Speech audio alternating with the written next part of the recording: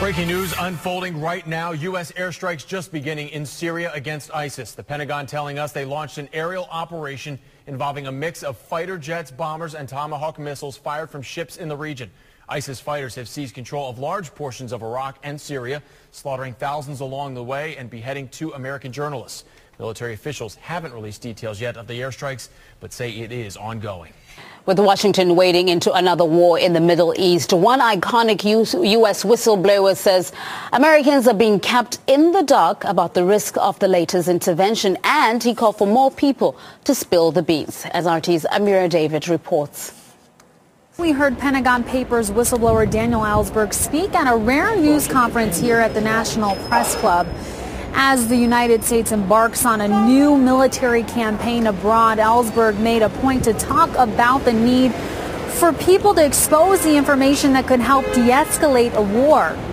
We're right on the edge, the leading edge of what the Times calls a slippery slope, aptly, into a large war in the Middle East. It's time for Congress to debate these issues fully, which it has not done. To be any use, it has to be an informed debate. It can't be limited to the lies of government officials or the silence.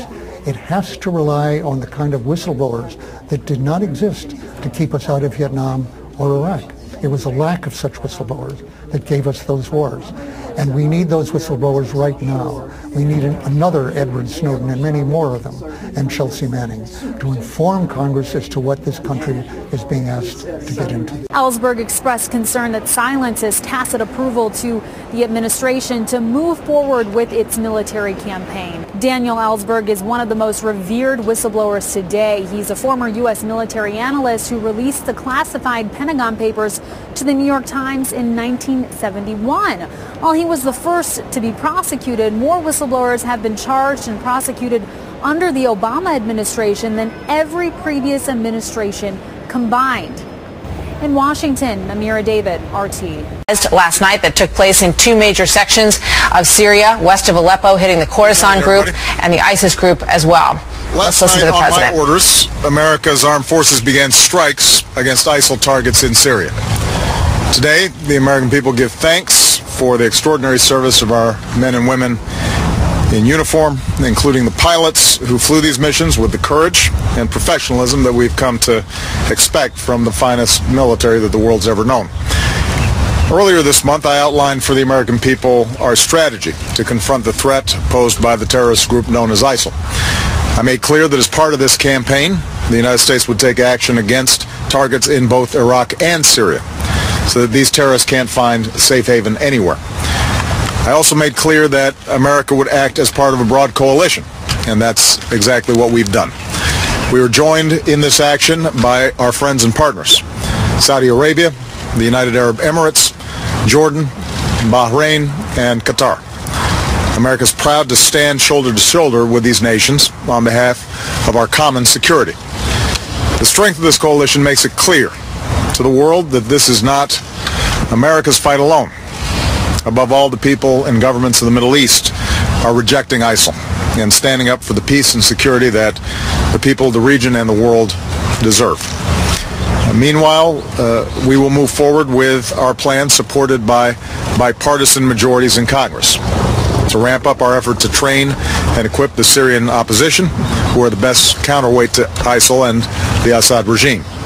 And more broadly, over 40 nations have offered to help in this comprehensive effort to confront this terrorist threat, to take out terrorist targets, to train and equip Iraqi and Syrian opposition fighters who are going up against ISIL on the ground, to cut off ISIL's financing, to counter its hateful ideology, and to stop the flow of fighters into and out of the region. Last night we also took strikes to disrupt plotting against the United States and our allies by seasoned al-Qaida operatives in Syria who are known as the Khorasan group. Once again, it must be clear to anyone who would plot against America and try to do Americans harm that we will not tolerate safe havens for terrorists who threaten our people. I've spoken to leaders in Congress, and I'm pleased that there is bipartisan support for the actions that we're taking. America is always stronger when we stand united, and that unity sends a powerful message to the world that we will do what's necessary to defend our country. Over the next several days, I will have the opportunity to meet with Prime Minister Abadi of Iraq and with friends and allies at the United Nations to continue to building support for the coalition that is confronting this serious threat to our peace and security. The overall effort will take time. There will be challenges ahead, but we're going to do what's necessary to take the fight to this terrorist group for the security of the country and the region and for the entire world. Thanks. God bless our troops. God bless America. Mr. President, are Americans in danger living in the United States? The battle against ISIS terrorists has now expanded into Syria. President Obama ordered the first airstrikes against targets inside Syria tonight. Our David Martin is at the Pentagon now with the very latest. David? Scott, the airstrikes began just minutes ago. Cruise missiles fired by U.S. Navy ships in the Red Sea, fighters flying off an aircraft carrier in the Persian Gulf, and Air Force jets flying out of bases in the Persian Gulf are striking about 20 targets, ISIS targets, in northeastern Syria. The strikes, which will also include at least one Arab nation, are intended to destroy ISIS headquarters, supply areas, and training areas. And these strikes, Scott, will almost certainly do damage, but they will not defeat ISIS. That will take putting troops in on the ground, and it's going to take the Pentagon about a year to train and equip Syrian opposition forces to go in on the ground. So, Scott, the war against ISIS inside Syria is just beginning. David, American aircraft and cruise missiles are flying at this moment, but you also mentioned that an Arab nation would be involved. What is the plan to have Arab countries involved in these airstrikes? Well, you always want as many partners as you can possibly get, and to have Arab partners when you're striking an Arab country is the kind of coalition that the president has been trying to build. It is not exactly clear which Arab countries are taking part in this, and they may all publicly deny that they are participating. David Martin with the latest news at the Pentagon tonight. David, thank you very much. Breaking right now, airstrikes are underway in Syria to combat the extremist group ISIS. It all started just over an hour ago. Details are scarce at this point, but here's what we know right now. As we take a look at a map of the area, they are targeting now up to 20 locations, mostly around the northern city of Raqqa. The Pentagon says the operation involves warplanes from the U.S. and its partners, including Saudi Arabia, Jordan, the United Arab Emirates, and Bahrain. The mission includes a mix of fighter jets, bombers, and Tomahawk missiles fired from ships in the region. The US and its allies have started airstrikes on Islamic State positions in Syria without any coordination with the country's government. President Obama authorized the attacks 2 weeks ago as part of a campaign to take out the jihadist militants threatening security in the region. The Pentagon hasn't released the exact locations of the airstrikes, but there are reports that among the main targets are Islamic State militant positions in Syria's northern city of Raqqa, a stronghold for the group in the country. Witnesses in the region do seem to back up this information. Well, for more on this, we can cross live now to Anastasia Chorkina, who is in New York for us. Anastasia, what further developments can you tell us? Well, Andrew, what we do know, of course, is yes, the United States has begun its highly controversial airstrikes campaign over Syria, the plans for which were announced earlier this month. We do know, of course, that this comes after over 170 airstrikes have already been conducted over Iraq. We do know that these airstrikes began early Tuesday morning, local time in Syria, of course, and that the official goal of these airstrikes is to try to take out and destroy the group ISIS, which is, of course, this highly violent al-Qaida-bred terrorist group. And we know that the plan is, right now, the reported plan is to target at least 20 locations, including training bases and encampments, and that reportedly this campaign will last for at least throughout this week. But that's, of course, seems to be a very underestimated amount of time, considering the complicated situation on the ground. We do also know that the United States is the only non-Arab country that is participating in this campaign. Of course, it's spearheading this operation, but other countries include the United Arab Emirates, Saudi Arabia, Qatar, Bahrain, and Jordan. And it has to be said that the legality of this campaign has been highly questioned throughout these last several weeks because certainly lots of questions are being asked about the lack of approval, not just from the Syrian government, which, unlike the Iraqi government, never approved or requested such airstrikes, but also from Congress representing the American people, of course, here in the United States, as well as the international community in the face of the United Nations. So lots of questions yet to be answered as this airstrike campaign begins over the legality, efficiency, risks, consequences, timeline of this whole operation. And certainly we do know that right now it's the United Nations General Assembly session week here in New York, where world leaders flock to the United Nations. And we do know that Barack Obama will be here on Wednesday to chair a Security Council meeting over this whole situation, where of course he's expected to try to promote this highly controversial campaign. Thanks, Anastasia. That's RT's Anastasia Chorkina with the latest there, live from New York. Told that there are between 20 and 25 targets. The planes that are flying, they are F-16s, B-1 bombers, as well as F-18s. Those F-18s would take off from the USS H.W. Bush, which is in the Persian Gulf. The F-16s would take off from bases around the region. But as you mentioned, the United Arab Emirates is flying in the lead as part of this coalition of Arab states.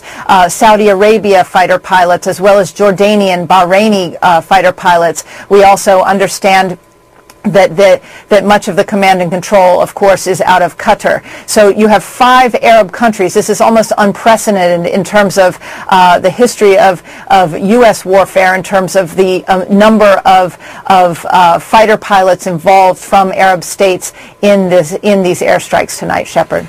Jennifer, we know that Jordan to the east there has a terrible refugee crisis. 1.2 million people, according to the King of Jordan, have come across in there. It amounts to more than 12% of his population. He says they can't take any more.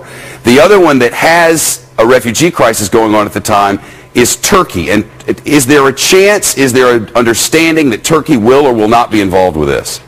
Well, it's very interesting, Shepard. We just heard today from the president of Turkey, who is in New York for the UN General Assembly. He spoke at the Council on Foreign Relations, and he was asked about how his diplomats who had been kidnapped and held hostage for the last 102 days by ISIS, how they were released over the weekend. Was there any money that changed hands? And he suggested that he was asked whether there was a prisoner release involved, and he was cagey, and it suggested that maybe there was a prisoner release involved. He ruled out that money had changed hands. But remember, Turkey has not allowed the U.S. to use its bases to go after ISIS in Iraq and Syria until this point, because they were concerned about those 46 diplomats and their children who were taken hostage by ISIS 102 days ago in Mosul.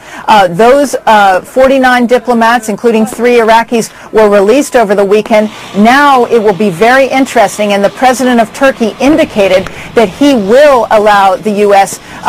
to use their bases. That's going to be very significant in this war effort because, as you mentioned, Jordan is already flooded with refugees and is perhaps the most vulnerable of all the nations right now in terms of ISIS and its potential threat to the stability of that kingdom. So the fact that Jordan is involved tonight, very significant. The fact that Saudi Arabia has publicly said that it will allow the U.S. to train using bases inside Saudi Arabia, also a very significant move, because remember, these ISIS terrorists, they are going to strike back at these Arab countries, and all of these Arab countries know that. In the past, it's been very difficult for the U.S. to get public support from Arab countries for that very reason. But it looks like Turkey is on the verge of getting involved in this coalition and allowing, in fact, the President Erdogan said tonight at the Council on Foreign Relations that he did not like the implications in the press that his country was not, which, by the way, is a member of NATO,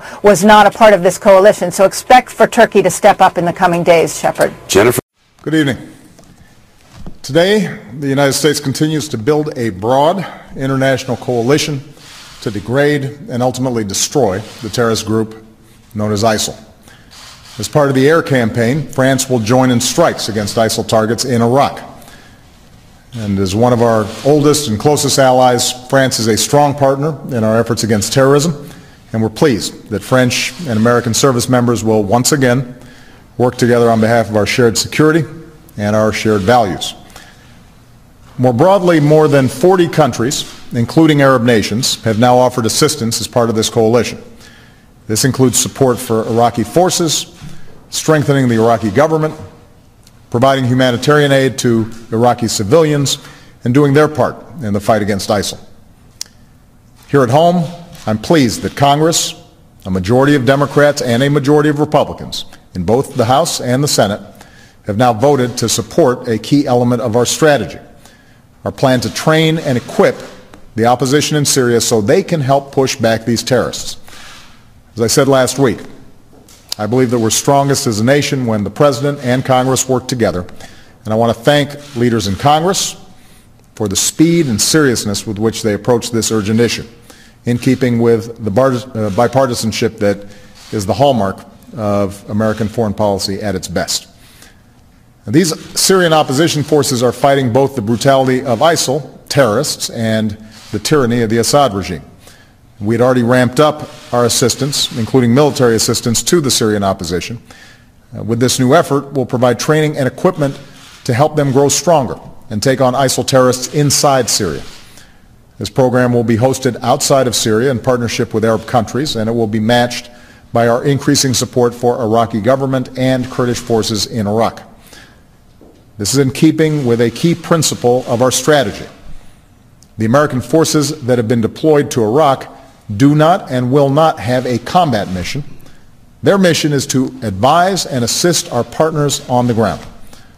As I told our troops yesterday, we can join with allies and partners to destroy ISIL without American troops fighting another ground war in the Middle East. The strong bipartisan support in Congress for this new training effort shows the world that Americans are united in confronting the threat from ISIL, which has slaughtered so many innocent civilians. With their barbaric murder of 2 Americans, these terrorists thought they could frighten us or intimidate us or cause us to shrink from the world, but today they're learning the same hard lesson of petty tyrants and terrorists who've gone before. As Americans, we do not give in to fear, and when you harm our citizens, when you threaten the United States, when you threaten our allies, it doesn't divide us, it unites us. We pull together, we stand together to defend this country that we love and to make sure justice is done, as well as to join with those who seek a better future of dignity and opportunity for all people. And today our strikes against these terrorists continue. We're taking out their terrorists, we're destroying their vehicles and equipment and stockpiles, and we salute our dedicated pilots and crews who are carrying out these missions with great courage and skill. As Commander-in-Chief, I could not be more proud of their service. As I told some of our troops yesterday, the American people are united in our support for them and for their families. And as we go forward as one nation, I'd ask all Americans to keep our forces and their families in their thoughts and prayers. Major? Jeff, administration officials tell us the president will make the case for sending a limited number of special forces troops to Iraq. The president had insisted he did not want to put boots on the ground in this newly flaring conflict, but now believes special forces are necessary to develop better intelligence on the Sunni insurgents. This is on Capitol Hill, where military leaders say the ISIS strategy may need to expand beyond airstrikes. Nancy, good morning.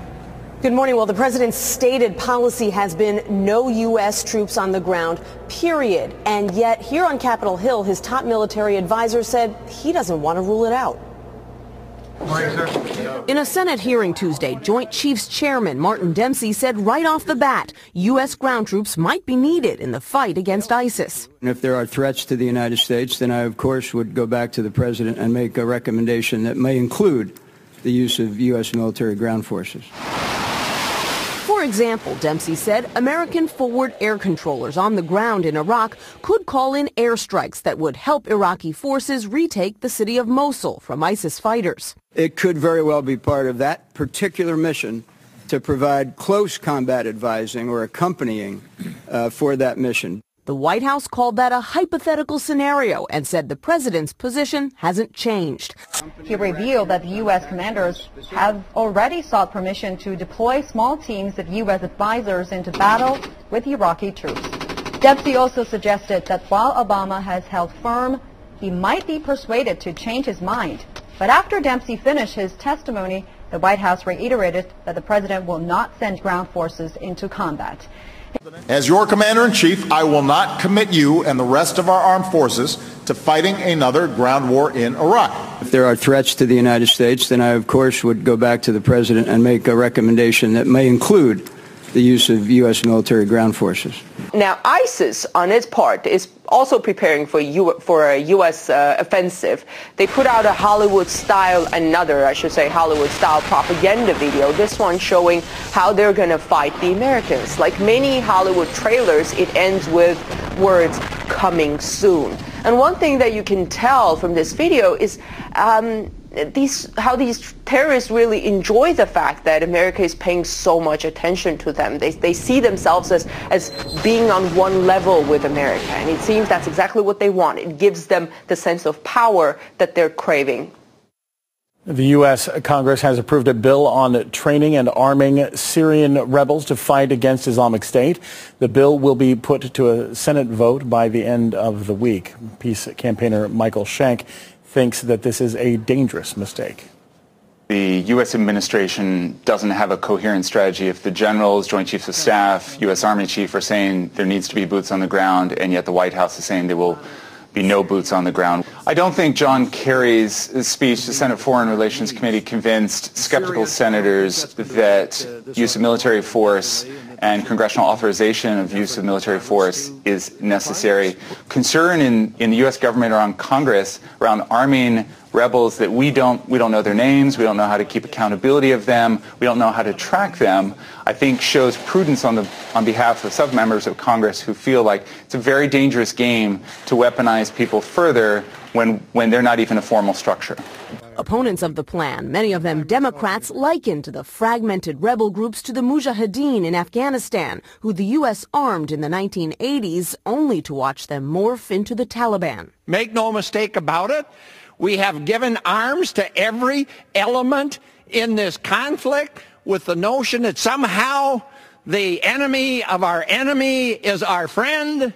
And at the end of the day, we have no friends in this conflict. Secretary of State John Kerry returns to Capitol Hill this morning. He told a Senate committee Wednesday that more than 50 countries are in the U.S. coalition against ISIS. Kerry said more could join next week as world leaders come to the United Nations General Assembly.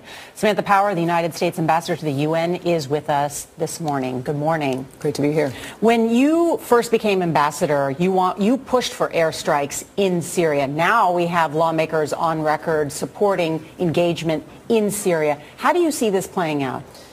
Well, the American people, as the polls show, and members of Congress, as yesterday's vote and today's vote will show, clearly support what the president is doing in dealing with a national security imperative. While there is no threat to the homeland, as the president has said at the present, this we have seen with the beheadings of our young journalists and with the expansionist ambitions that ISIL has, their intention to move everywhere they can. And we've seen what will happen to any American that crosses their path. So the president's intention is to use our unique capabilities to support those on the ground who are fighting ISIL in Iraq and the moderate opposition in Syria. Tomorrow, Secretary Kerry will be here in New York. You will see many of those 50 countries speaking about what they're prepared to contribute to the coalition, showing support for the new Iraqi government, which is trying to avoid the mistakes of the last Iraqi government and be more inclusive, so more people want to fight this threat. You know, you couldn't get that same coalition or that same action to take down the Assad regime, which killed hundreds of thousands of its own people, and yet you can now get it to defeat ISIS or try and defeat ISIS. Why is that? Well, without getting into the past, again, that was about Syrian chemical weapons, which the president also deemed a grave threat. And you'll note, again, because of the credible threat of military force a year ago, Syria's declared chemical weapons program has been destroyed and removed. So I think right now what you're seeing is ISIL is obviously a movement that will not stop unless the international community mobilizes together to stop it. The Journal is reporting this morning that President Obama wants to personally approve any airstrikes inside Syria. What is the thinking behind that? Well, I'm not going to get into internal deliberations beyond saying that the president, this is our national security at stake. This is a very complicated operation. If the moderate opposition do get the support that we are seeking from Congress, we will have on the ground more professionalized troops who have been fighting ISIL for nearly a year, and that's the important ground element to the effort. As President Obama readies to make the case against the Islamic State group later this week at the United Nations, the situation on the ground appears more desperate. The militants killed 40 Iraqi soldiers on Sunday, and fighting near Syria's border with Turkey has sparked yet another crisis. By the thousands, Syrian refugees kept pouring over the border into Turkey today, trying to escape fighting near a key border town. Some estimates said more than 130,000 people, mostly Kurds, have crossed in the last 4 days. In their wake, Islamic State militants and Syrian Kurdish militia battle for control of Kobane, known also by its Arabic name Ain al-Arab. Separately, Turkish Kurds clashed with Turkish security forces yesterday and again today as they sought to enter Syria to help their fellow Kurds. And some Syrian Kurdish men who had brought their families to safety queued up to go back to Syria. We are returning back to fight. We will fight there until the last drop of our blood. If we lose Kobane, it means we lose the region. Amid the panicked exodus, a Turkish deputy prime minister said more than a quarter of the region's people have already fled. He expected many more. The total population in the area is around 400,000, and we think that some of those people moved to other places inside Syria, but we still expect an influx of hundreds of thousands of people.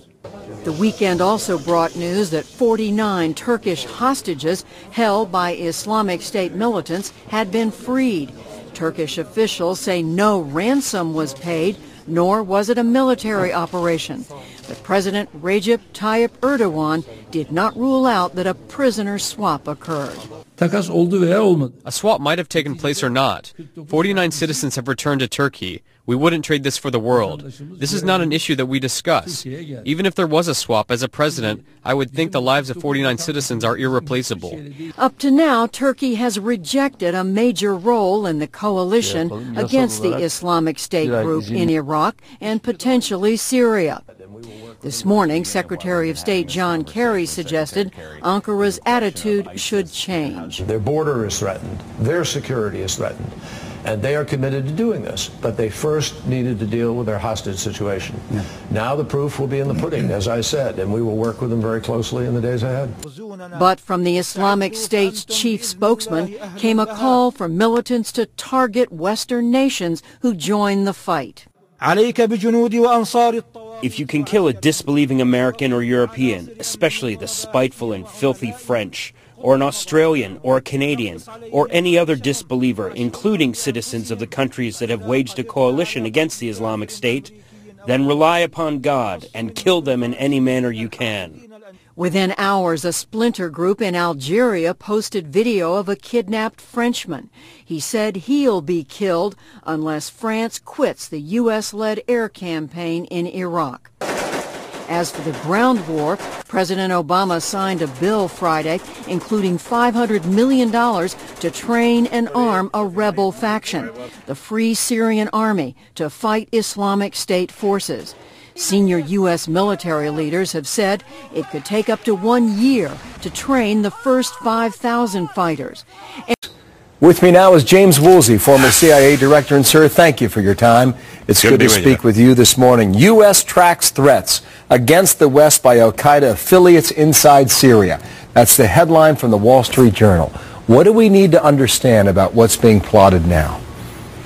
Well, Fuad Ajami used to say that President Obama reminded him of a constitutional scholar trapped in a crowd of thugs. And these are the thugs in Syria, especially, but other places as well. Obviously, Australia, the terrible possibility that Australians in the next day or so would have seen a number of their citizens beheaded in the streets by one or another extreme Islamist organizations. One cannot be satisfied at all that we're following whom we need to follow if we're focusing only on ISIS. They're one terrible organization. But this is a movement, a worldwide movement of extreme Islam, violent jihadis, and we have to focus on that and not just on the group of the moment. Who wins between the scholar and the thugs? We need a lot of very tough scholars if we're going to take on the thugs, and we have to. If the issue of Syria had not festered for 2.5, 3 years, would we still be seeing this threat the way it is today? It could have gone better, and Iran is one part of the reason it did not go better, because they have been helping the Syrians. They've been doing everything they possibly can to extend radical Shia groups and support for them into all parts of the Middle East. And I think that President Obama, in one of his moves that did not scare the thugs at all, when he decided not to punish Assad for crossing the red line and using chemical weapons against his own people, I think that helped move along the Syrian and Islamist position in the Middle East a very great deal. I don't know if you know, James Clapper was speaking this week. He's the Director of National Intelligence, as you're quite aware. He has mentioned now 2 new groups to keep an eye on. One is called the Nusra Front, and that's an al-Qaida offshoot. It seems to be essentially Sunni, operating inside Syria for a couple of years right now. And he has significant concerns about this group emerging and launching attacks outside of Syria. There's another group known as Khorasan. Yes. I don't know if they're Sunni allied or Shia allied, but they believe they have a homeland in what is now like northern Afghanistan and the eastern part of Iran. They too are operating. And what Clapper talked about is that this group has shown an affinity for bomb plots. And it's the first time anyone of high-ranking intelligence within the administration has admitted that this group even exists. And that on its face should scare a lot of people.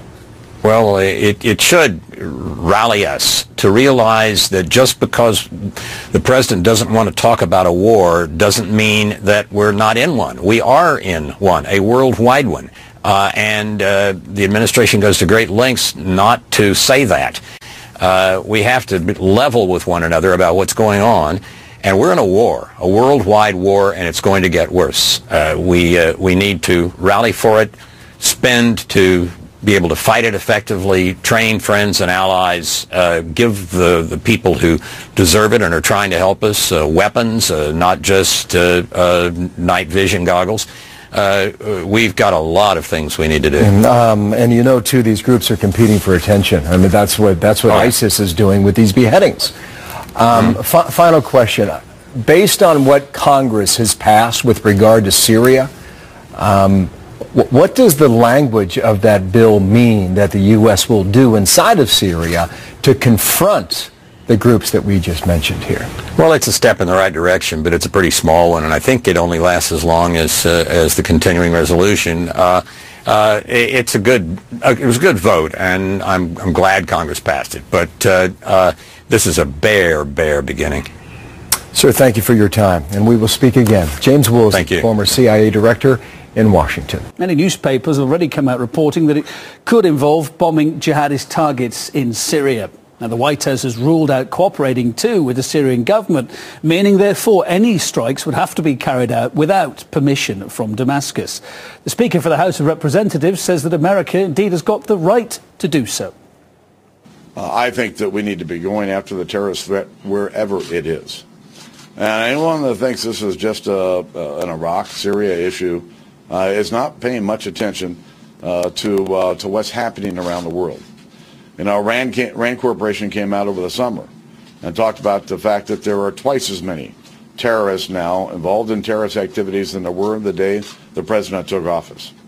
There's a serious threat here that has to be dealt with on many levels.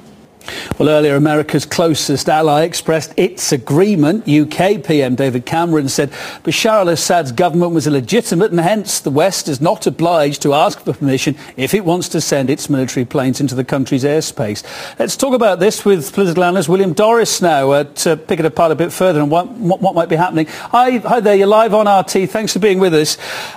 Ahead of Obama's speech, which is coming up in a few hours' time, we think that he's going to authorise direct attacks on jihadists in Syria. Do you think that is what is going to be on the cards? I think that's exactly what's on the task. I think that Washington, the White House and the Pentagon are preparing to engage the United States in a wider war in the Arab region. And last year, when the United States was threatening to attack Syria, there was tremendous opposition both in the United States and around the world. So now they're trying to come into the back door, and in this situation, the so-called Islamic State, which is funded by allies of the United States, is playing the role of an agent provocateur. Well, it's deeply worrying a lot of people, amongst them Russia. This is what Russia had to say about it just in the last couple of days. This is the Foreign Secretary. There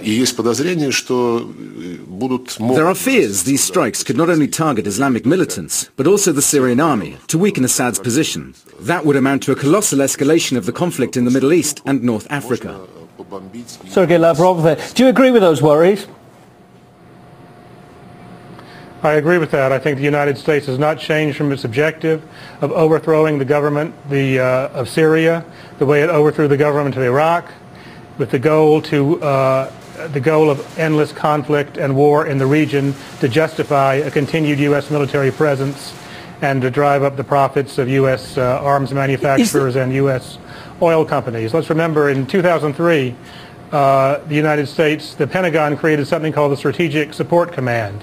It was a secret unit. The Washington Post and other media wrote about this, whose stated purpose was to infiltrate terrorist groups, prompt them into action, and to create new terrorist groups, all allegedly for the purpose of undermining terrorism. But in fact, what you're getting is a situation like Zbigniew Brzezinski said in his book, The Grand Chessboard, of get the barbarians, which is the way the U.S. Political establishment views the rest of the world, fighting each other. So let me just get this straight. Do you think this was more of a long-term plan, and ISIS could have been seen to have been coming as part of that? It's really no surprise. It's no surprise at all. Remember, ISIS, what became ISIS, was introduced into Iraq shortly after the SSC plan I mentioned, to destabilize the Iraqi resistance to the United States invasion and to create a sectarian war in Iraq. That was facilitated by Saudi Arabia. There is no daylight between the U.S. and the Saudis on this. They have a common objective. The Saudis want to maintain their central position in the world oil market, and the United States wants to keep Saudi oil money flowing into the pockets of, into U.S. banks and into the pockets of U.S. arms manufacturers. And the destruction of Iraq and the civil war in Syria, which was promoted and created with the support of the United States and Saudi Arabia, all play into this objective. William, thanks for your thoughts. William Doris there, political analyst. Thanks for being on RT. And some lawmakers, including Republican Senator John McCain, have questioned the practicality of having the FSA focus solely on the Islamic extremists and not on the Assad government. The chief of the principal political opposition group, the Syrian National Coalition, is Hadi al-Barra. He took over in early July and will address the United Nations General Assembly on Wednesday. ولا ننسى الأوفياء من أبناء المقاومة اللبنانية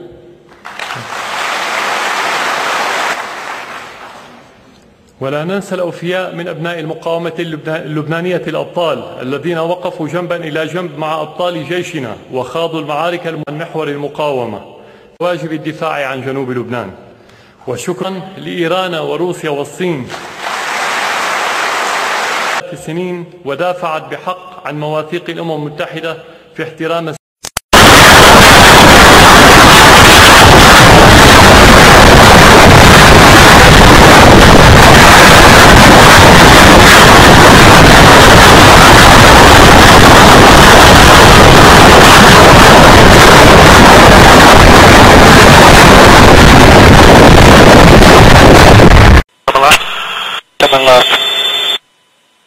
Alright, we clear? Clear. Engage. Come right. Come